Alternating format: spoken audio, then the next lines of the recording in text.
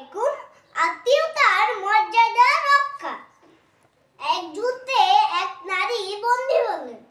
তখন তিনি নবীজি সাল্লাল্লাহু আলাইহি ওয়াসাল্লামের কাছে এসে বললেন, আমি আপনার দাইমার কন্যা। তখন নবীজি সাল্লাল্লাহু আলাইহি ওয়াসাল্লাম তার চাদরখানা তার জন্য বিছিয়ে দিলেন। তখন মক্কার লোকেরা নবী সাল্লাল্লাহু আলাইহি ওয়াসাল্লামের উপর এবং সাহাবীদের উপর অনেক নির্যাতন করলেন এবং দেশ ছাড়তে বাধ্য করলেন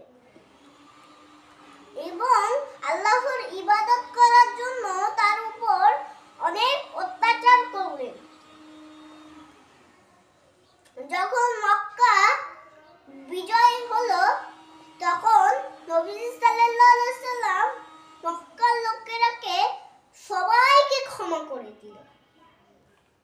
আমার ভিডিওটি কেমন হয়েছে কমেন্ট করে জানাবেন। আল্লাহ হাফেজ।